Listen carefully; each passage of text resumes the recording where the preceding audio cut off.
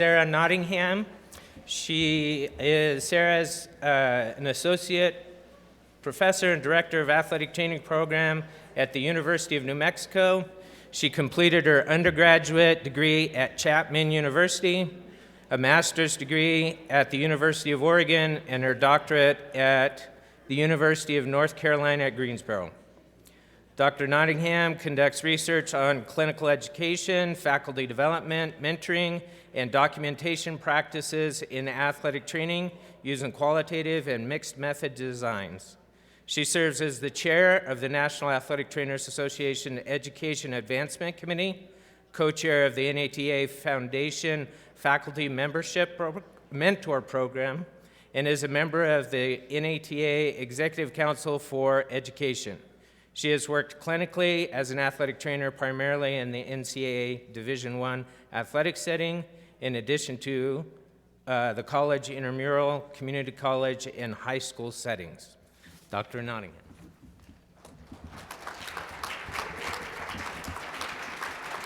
Thank you, Craig. I appreciate it.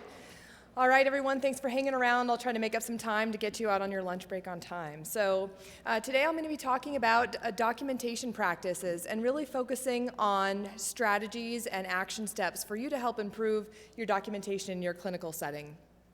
Before I jump into my objectives, I just want to mention that I have no conflicts of interest to disclose.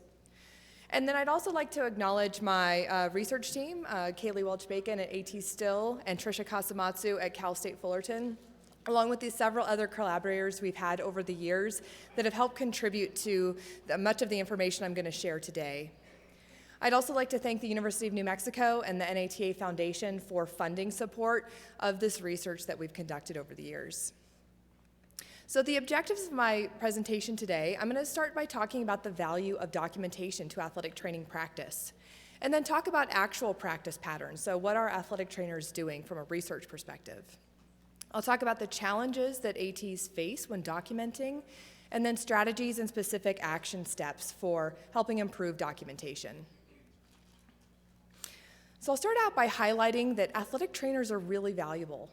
We're awesome, we provide great services and great benefits to our patients. We know that ATs have, we know at high schools who have ATs have lower injury rates than at high schools that do not have ATs. We help improve patient throughput or efficiency in the physician practice setting, which increases revenue. We also provide extensive preventative care as well. It's well documented in the secondary school settings. And patients in many settings are very satisfied with the care that athletic trainers provide. And lastly, we know that ATs reduce employees' time away from work and then also reduce workplace-related injury costs by 50%. So how do we know all this great information about athletic trainers? It comes from documentation. Without documenting basic patient encounters, we can't bring this information together to show our value. So I'd like to highlight and go into some of these studies in a little bit more depth. But before I do so, I just want to clarify some of the common terms that are used. The first one is worth. So this is our monetary cost of services. This is often quantified using diagnostic and procedural codes and Medicare reimbursement rates. We can also look at the monetary cost of our salaries compared to other healthcare professionals or other service providers. And then there's the value, and that's the extent this worth is perceived. So this is where we bring in more of the qualitative aspects. So how many injuries did we reduce? What is our patient satisfaction with our care? So now I'll go into some of the details of some of these studies to share with you, to show you what athletic trainers' documentation is then being used to highlight this value. So this was a study done in 2019 comparing high schools with and without athletic trainers. And they used documentation that mainly came from the high school RIO database, which athletic trainers can input injury exposure, so how many practices and games patients or athletes took part in, and their injury rates and their injury reports. And from this, the researchers found that initial and recurring injury rates are lower in schools who have ATs. Interestingly, also more concussions are diagnosed in schools who have ATs. And this is not because we think there are more concussions when athletic trainers are present. It's that we're actually able to properly diagnose those in comparison to a lack of a healthcare provider, which we know is really important. Another study also looked at the secondary school setting, and this used the Practice-Based Research Network, which has a free EMR called the Core AT EMR made for athletic trainers. And the documentation they used here was from a daily encounter form. And a really interesting thing with this is actually the athletes entered this data, and then the athletic trainers would then verify it and actually formally submit it. So they looked at the encounter type, what services were provided, and what body part was being treated.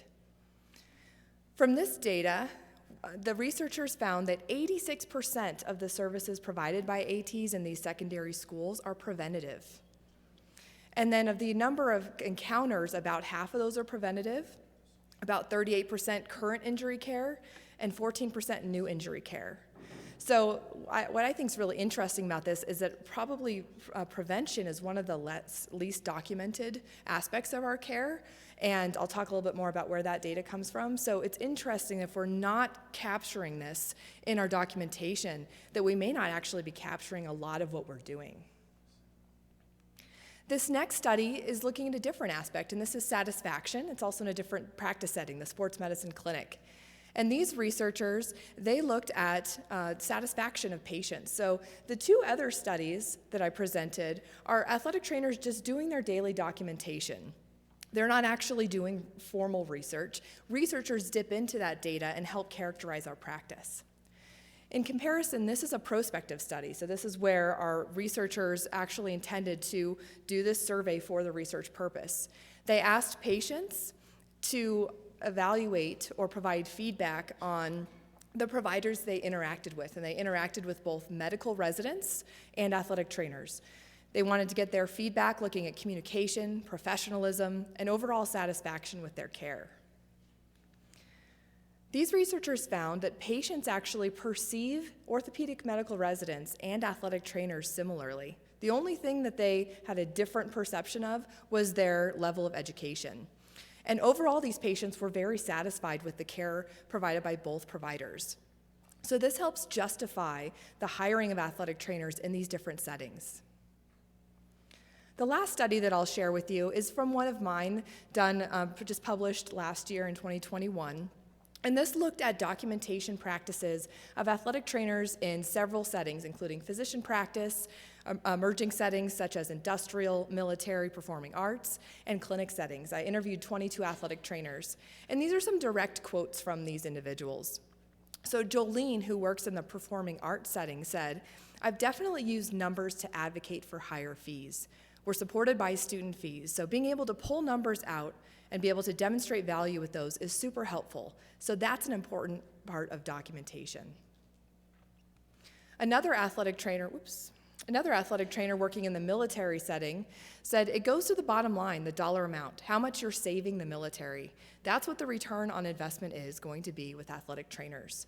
So in the military setting, there's oftentimes a lot of documentation to help justify the services provided and why the military should hire athletic trainers and possibly hire more of them.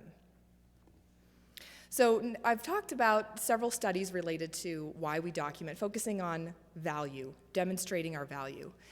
Why else do athletic trainers document? In the research we've done over the last 6 or 7 years, these are some of the other reasons that ATs document. We know we need to for legal protection, but also it's really helpful for communication between you and your patients, other providers, and even parents sometimes.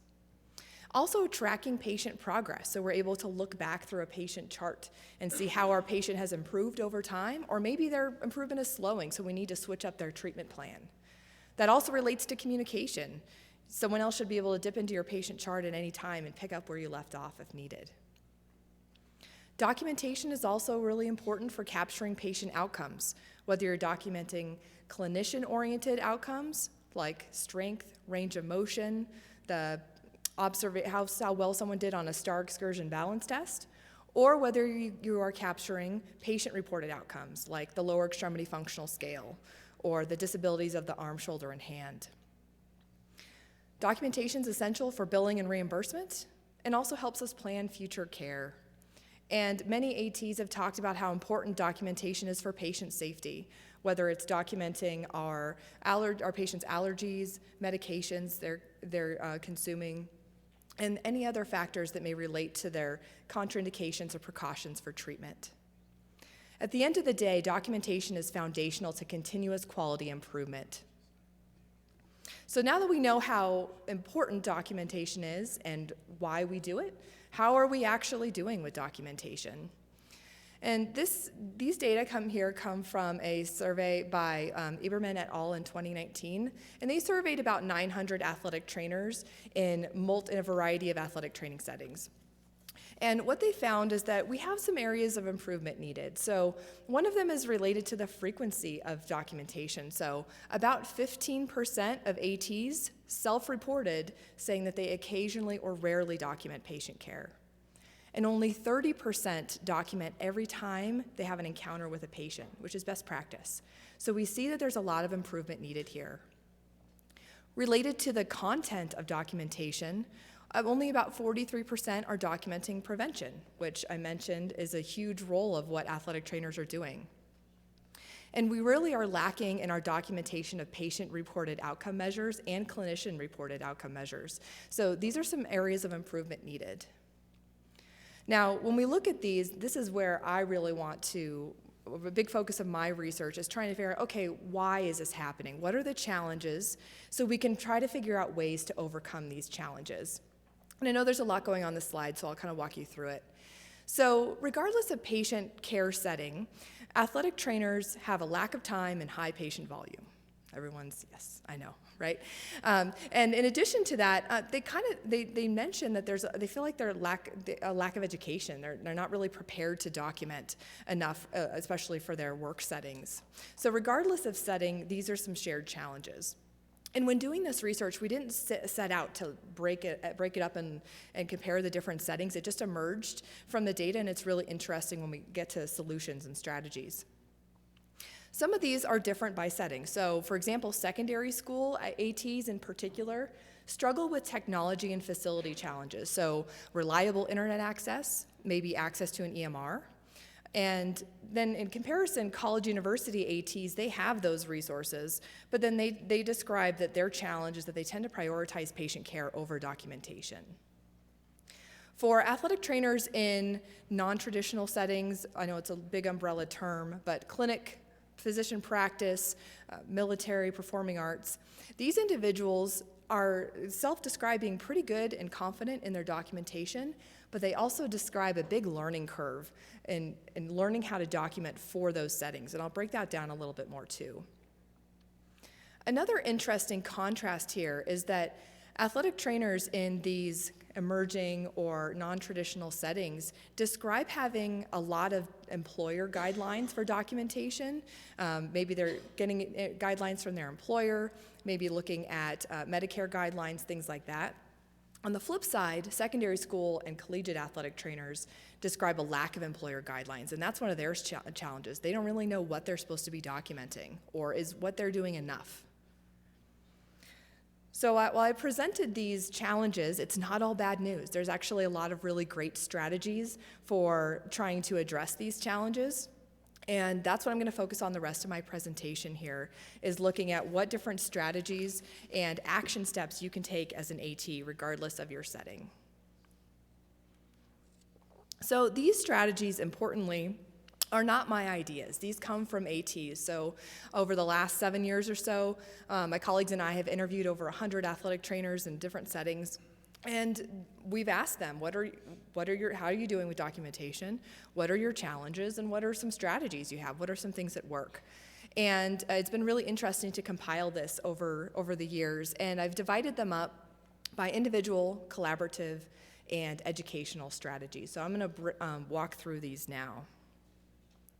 So regarding individual strategies, ATs talk about how valuable an EMR is for effective documentation. It really helps with efficiency and also making sure that their documentation is thorough. And where EMRs really have a great leg up on paper documentation is the data analysis. So whether you as an AT are trying to figure out how many people did I treat last month alone, it's way easier to get that data from an EMR than it is from paper.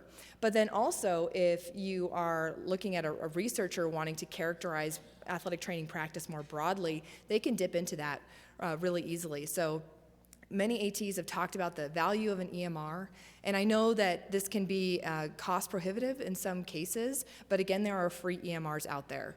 I know that many of you still struggle with reliable internet access in your clinical settings, which is another challenge as well, but there are accessible EMRs. Another strategy that ATs use are documentation templates. So a template could be for a type of injury, such as an initial injury versus a follow-up injury versus a discharge, so what needs to be in that documentation. Or it could be for a specific body part. So many ATs have talked about how they have this template for a knee injury, a head injury, and that helps them determine, making sure they're asking all the right questions, they're doing the right patient-reported outcome measures, and it's kind of like a checklist for them. And for some people, these templates exist within their EMRs. They're able to create these and then log them into the EMR and then choose, okay, I've got a knee injury, I'm going to use this template. And then others are just making their own, using Word documents. So this has been a helpful strategy for many. The other strategies here are point of care and scheduling. So looking at time management, we know that lack of time is a big barrier for many ATs with documentation, but people know at the end of the day they have to do it. So how are they going to get it done? One way is by documenting at the point of care. So as much as possible, trying to record as you see the patient helps prevent that backlog. And then also scheduling time throughout the day. And whether it's 30 minutes at the beginning, middle, or end of the day, it can help you try to get that documentation done. And in some cases, you might need to talk to your employer. This is an important part of my job. I need to block off time where I don't have any patients coming in. And that might be an adjustment for them, but remember that this is an important part of your job, and then also this relates to risk management for your organization. So a lot of times when you fly the risk management flag, they maybe listen a little bit better.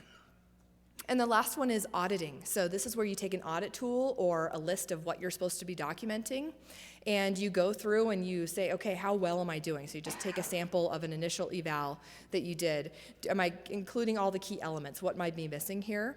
And I'll talk more about auditing in relation to peer auditing as well. So now I want to share some actual quotes from research participants, athletic trainers, about some of these. And so specific to EMRs, we have Blinn here in the secondary school setting said, with online documentation, with these programs, you can just send a message, you can click on the patient, and it's all in there. And in some cases, if you're working with a hospital system, you can coordinate between several departments.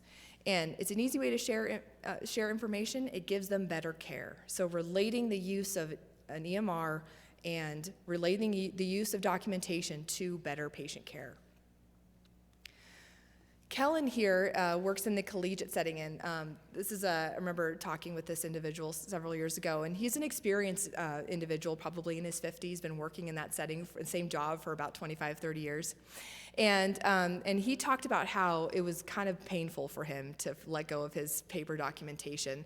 And he said, EMRs are here to stay. It's the future, it's the standard, and it provides an opportunity. And admitting that it's a learning curve to adapt to an EMR, and maybe you're switching from one EMR to another. But it's important to come up to speed, because I asked him, what advice do you have for us for the future of documentation? He said, you gotta make sure that you're teaching our students and new ATs how to be proficient in EMRs. So I understand that a lot of us may be documenting still on paper, but that can pose some challenges, create some challenges with our documentation quality and efficiency. So again, reflecting upon the opportunities that EMRs may provide. The next quotes are related to patient scheduling. So Kirsty in the public safety setting said, documentation happens throughout the day, because if I don't write it down the minute it happens, it's almost like it didn't happen sometimes with the number of different people that I have coming in. So she works with primarily looking at police department and has a high volume throughout the day, and she's like, the only way I get it done is if I do it as I go. And then Peters in the secondary school setting said, I just set aside some kind of block, an hour a day, where no one comes in for treatment, and that's how he accomplishes his documentation. And lastly on this, Marcus in the collegiate setting said, we really try to do point of care documentation.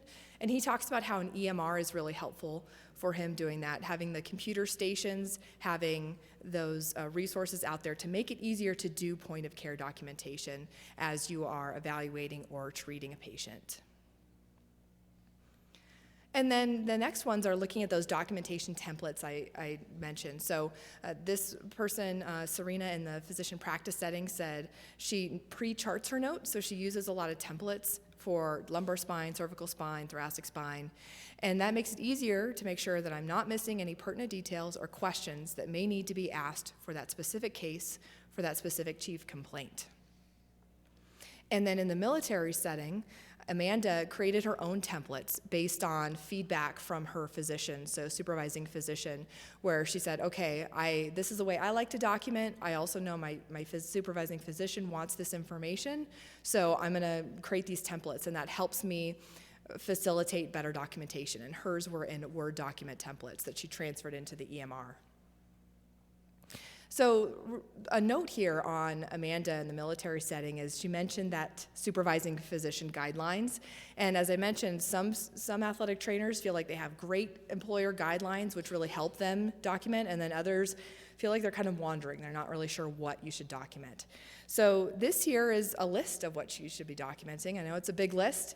This comes from the NATA value models and some other resources.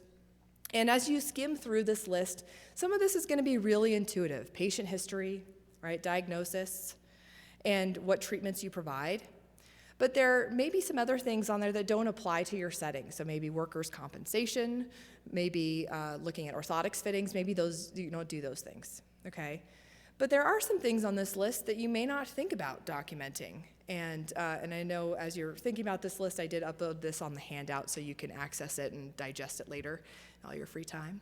But there are a couple things here to think about. So do you document how many phone calls you make? What about emails? Especially those late night or after hours phone calls. Those really help show how many patients you're treating and when. Another thing is that we know we need to improve on as a profession are outcomes data. So we know that only about 15 to 20% of athletic trainers are documenting patient outcomes. So this is an area of improvement for most of us. Also thinking about things that don't really fall into the patient record. So how many hours you work, and other duties deemed necessary for clinic operations like cleaning the ice machine or the hydrocollator, right? You're spending time that's related to health and safety. Your employer should know how much time you're spending on those tasks, right? And your work does not start and end when the patients are present. There's a lot more that goes into it. And then lastly, regardless of whether you're billing for services, it is good practice to document diagnostic and procedural codes. And a big reason for this is that it helps you quantify the economic estimate or the value of your services. So even if you are not going to do that right away, or maybe that's a long-term goal, at least you have that data ready where you can then quantify, I did this many minutes or hours of treatment, and this is how much it's worth. This is how much money I'm saving my patients and the employer. This is even not an exhaustive list, but some things to think about here. And another way to think about this, this is from a research study looking at the physician practice setting, but it still applies to, I would say, most athletic training settings.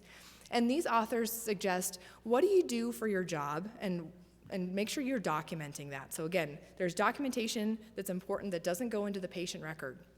So maybe you're doing some marketing for your organization or school. Maybe you're partnering with other schools or doing some community event medical care. What about the process of learning an EMR, right? The professional development required for that. Those are valuable things to document to show your organization what you're doing. So now I'll move on to collaborative strategies. So one collaborative strategy that people have talked about is using peer review. So this is where you might take your a couple samples of patient notes or a patient record and just have another colleague look at it. Look at for clarity, for completeness, and help them identify any areas that could improve. And I know that many of you work on your own. You don't have another AT in your facility. You can share this data with people outside as long as any patient identifiers are deleted or removed. So you can still do this if you're working alone. So that peer review process is helpful, and then you can combine it with an audit tool.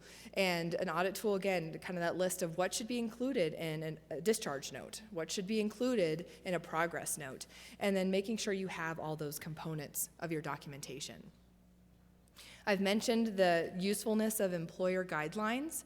And so if you are working by yourself or you're new to an organization, this is a great question for your employer and or supervisor. What expectations do you have regarding documentation?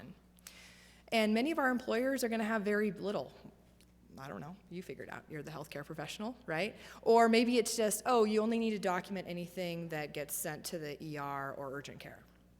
And then we know we need to go above and beyond that. So find out what your employer expectations are, and it's good practice to then figure out, you as an individual, what should you be documenting?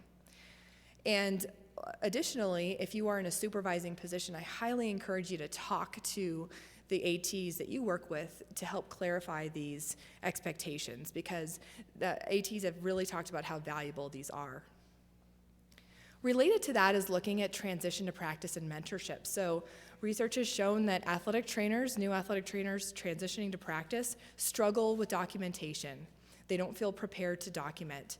And the NATA has a transition to practice document. It's a great checklist for anyone starting a new position to go over different aspects of the job, and documentation is one of those. So this is a responsibility of both the employer and the new employee. And so I tell my students this is when you start a job, these are the questions you should be asking of your employer to make sure that you're covering all your bases and meeting expectations.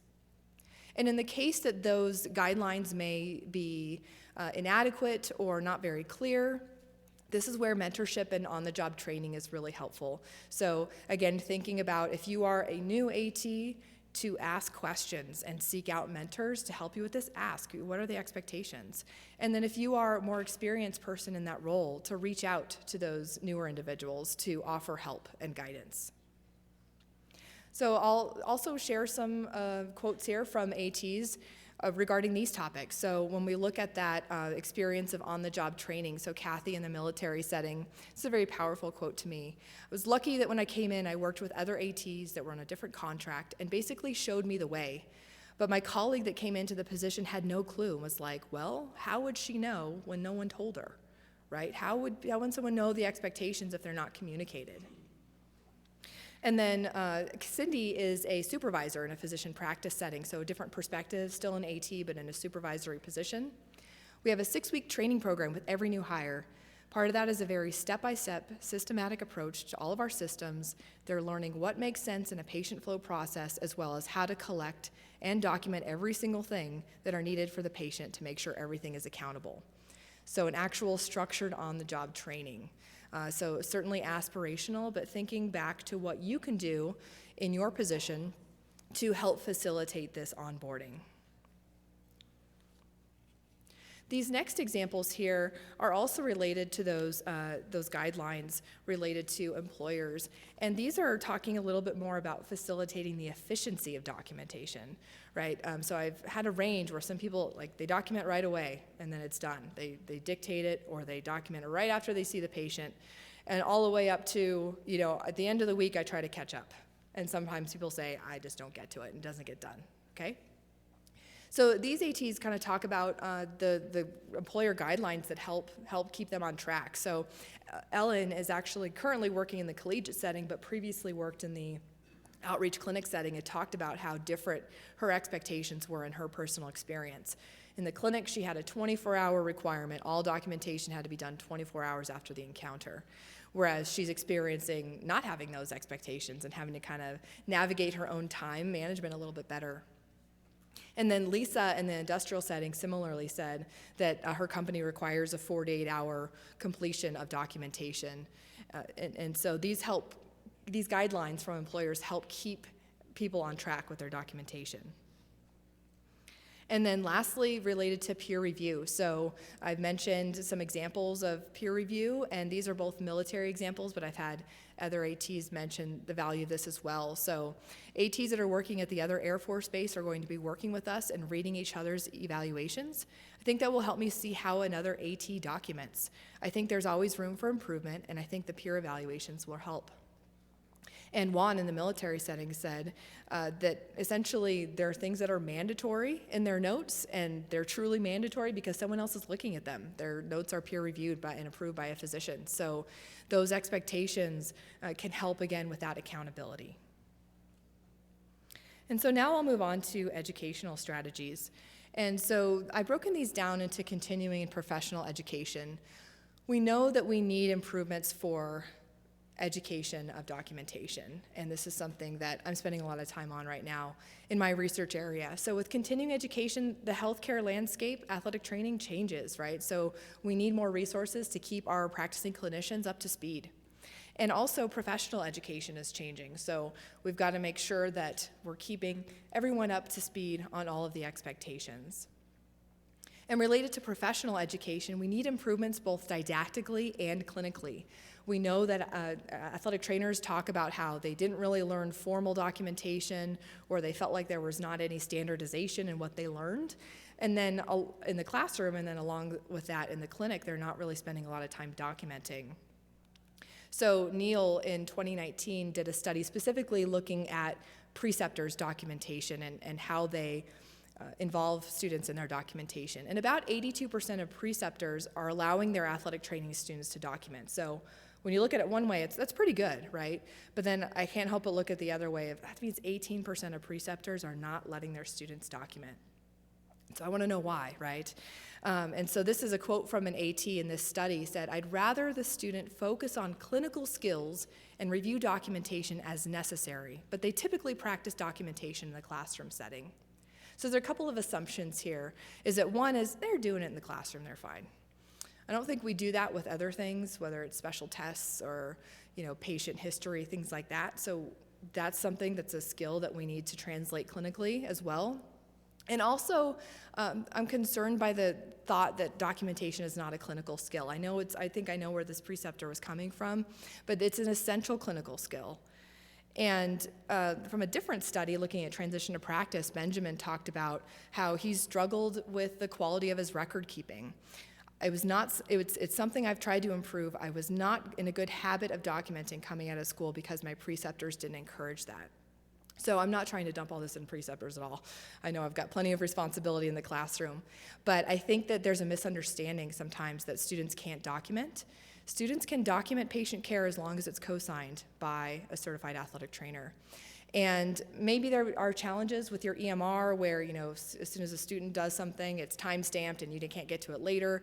There are other ways, whether the student is drafting or writing on a Word document or something else, and then you have a chance to review that. But developing that important clinical skill of documentation is essential. So I would ask, if you are a preceptor, to please find ways to let your students document. So now that we've talked about these different strategies, now I want to go into specific action steps. So reflecting on your practices, and then setting goals and taking action. So first, reflect on your strengths and your challenges related to documentation. What are you good at and what do you need to improve upon? If nothing comes to mind, go back to that list that I mentioned or I showed at those different aspects of what you might be documenting, or you can also do a self-audit or a peer review. Then ask this really important question. Do employers and stakeholders know how important you are to the organization? Do they know how many patients you treat, the preventative services you provide, the money and time you save your patients or your employer, and also patient outcomes? And know that that value translates to resources.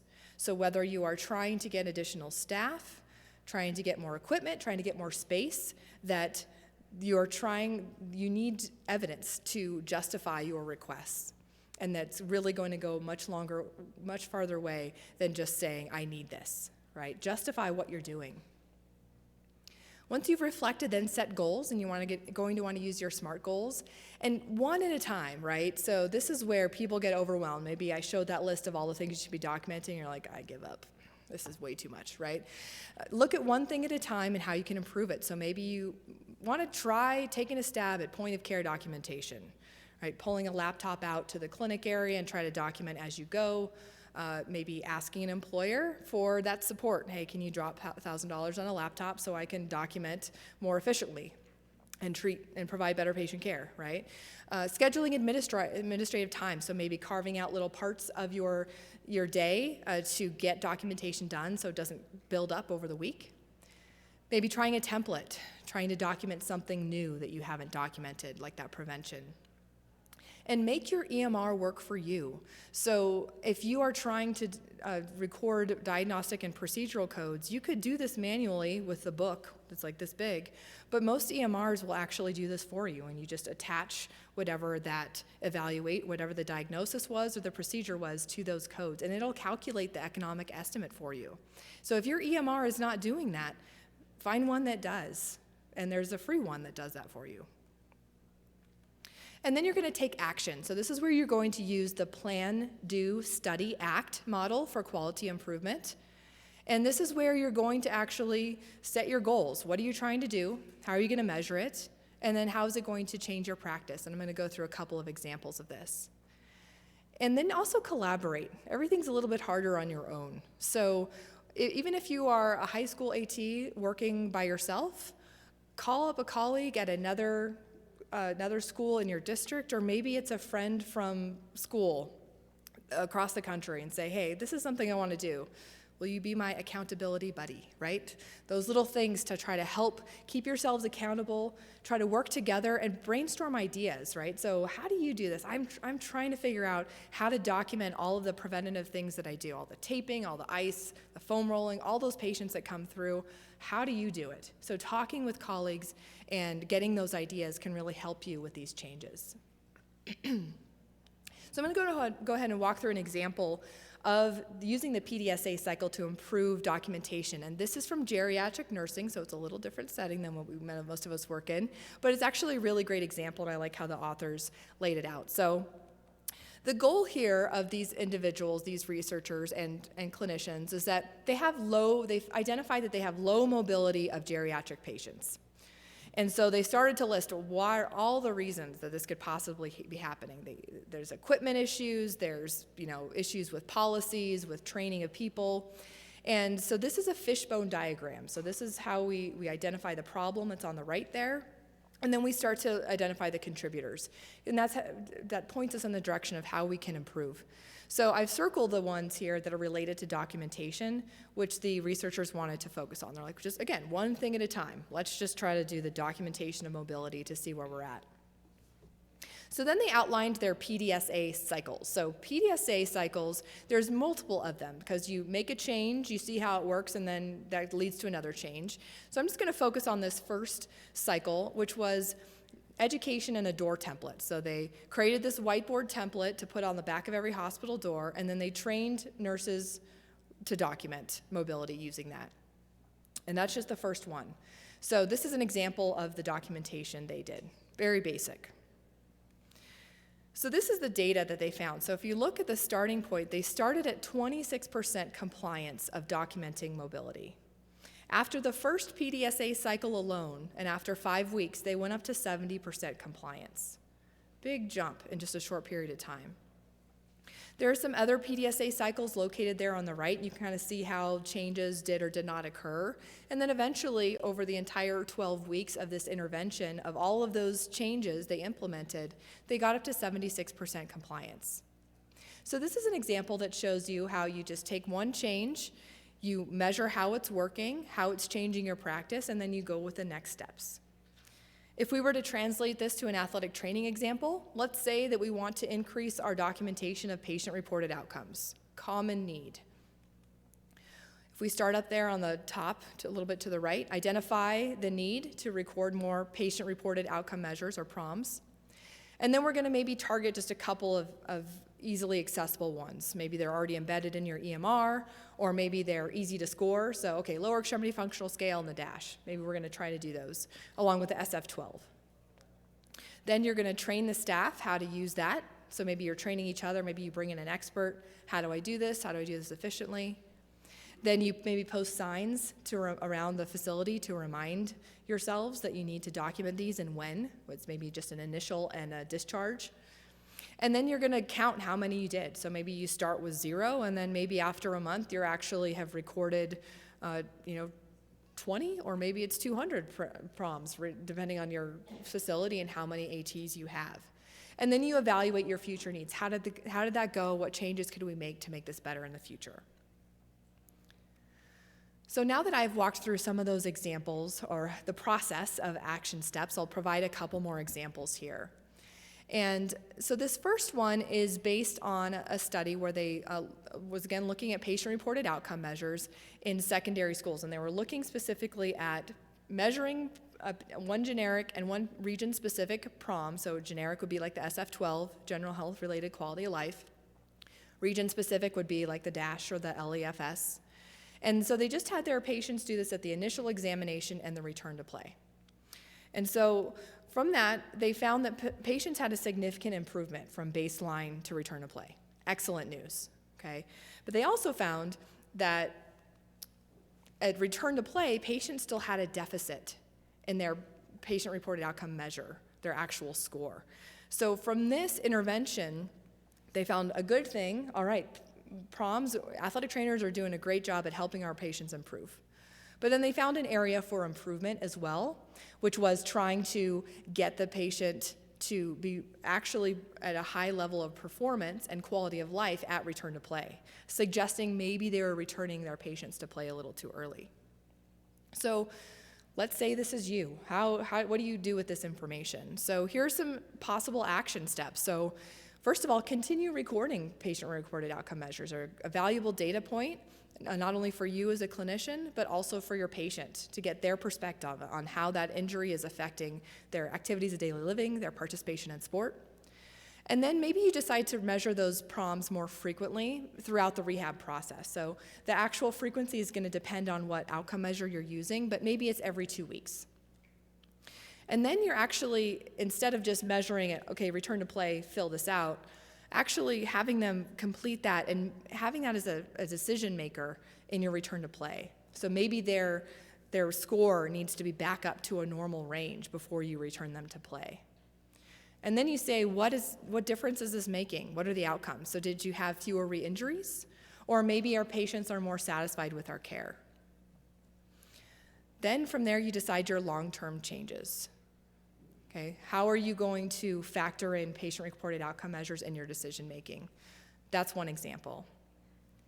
The other example I have is related to return on investment. So this study was done in the military setting and at Fort Jackson Army Training Center, looking at basic training. And so they looked at the injuries sustained. And so when someone sustained an injury, they were either referred or they returned to duty. And there were different people making these decisions, either a medic, a part-time athletic trainer, or no provider. What they found is that when there was an athletic trainer, even a part-time athletic trainer, the patients had a 22% increased chance of returning to duty. Okay, and when they translated this to return on investment, this resulted in $23 million overall in 1 year, $2.5 million specifically for musculoskeletal injuries with part-time athletic trainers. A lot of money, right? We're talking about a lot of patients here too. But let's say that you're a part-time athletic trainer in whatever setting you are, industrial, high school, whatever it is, and you want to work full-time or you want to get another part-time. So what do? You measure injury rates, how many treatments you provide, how much time you're working. Measure that. And then you measure the outcomes. So return to activity, whether it's referrals, patient satisfaction. They got to get a quick evaluation from you rather than having to go sit in the emergency room or urgent care for 6 hours, okay? And then you're gonna relate that to the monetary worth. So this is where you do your economic estimate. So you actually put numbers on those treatments provided. How much money did you save the organization or your patients? How satisfied are the patients and the patient outcomes? And with that, you can justify the need for additional resources. Look at all the things that I could do part-time. Look at all the opportunities that I could achieve, or things I could achieve, the improved patient care I could provide, the money I could save the organization if I was full-time. And then, most importantly, the quality of care improves. And being able to pursue these action plans relates to a strong foundation of documentation. So again, it comes back to the number of encounters, documenting the treatment, the diagnosis, the discharge. Those are foundational to being able to do these larger improvements, whether it's classifying your practice, asking for more resources, those types of things. But I understand that many of our clinicians struggle with these foundations because they're overworked. They have so many patients, they have a lack of time. And so developing a complete patient record is probably the first step in trying to improve our documentation. So maybe we are documenting our patients that we see every week, and we have a sign-in sheet or something. Hopefully it's HIPAA compliant. Sign-in sheet, or maybe there's an EMR login or something. So you know that maybe you treat 100 patients per week.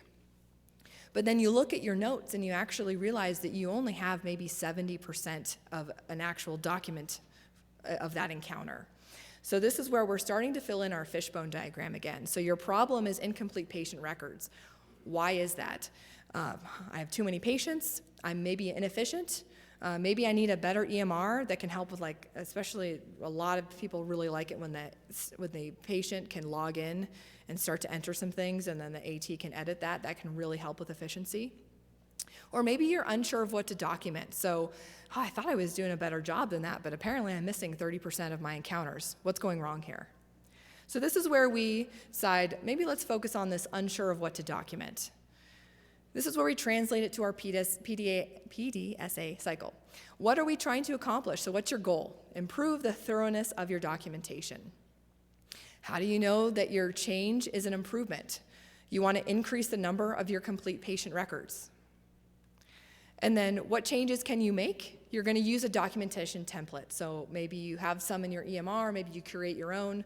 I'm going to try to fill in and have this template available so then when I see somebody with a knee injury, I know what I need to document for that.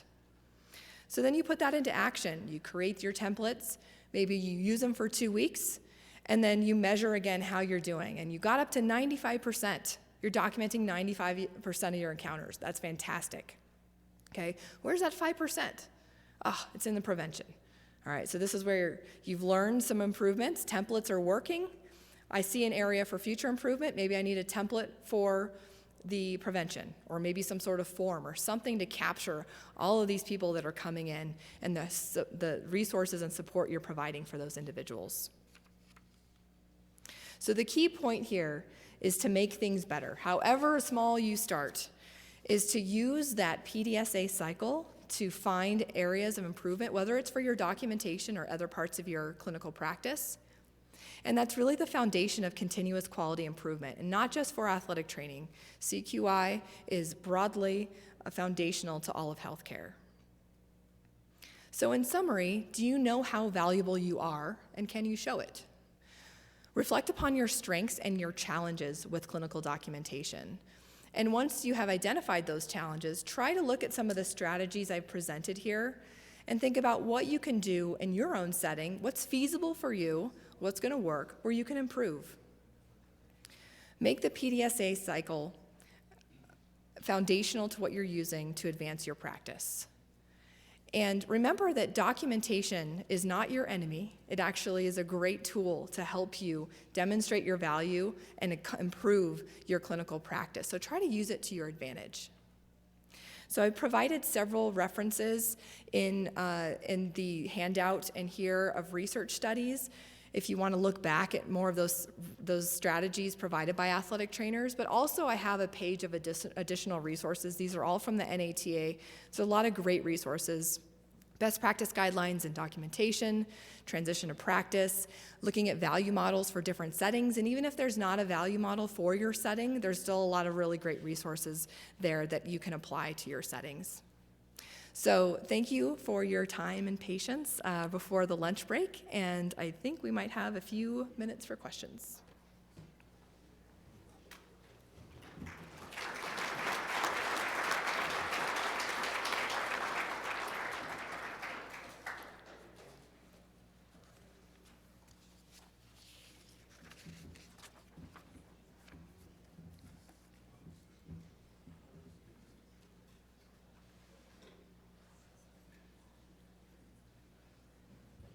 I think everybody's hungry. There are microphones available if you want to ask a question.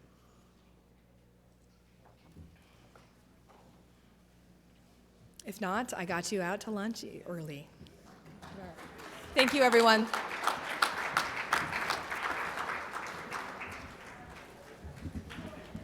It's lunchtime. Thank you, Dr. Nottingham, for getting us out. And we'll be back here.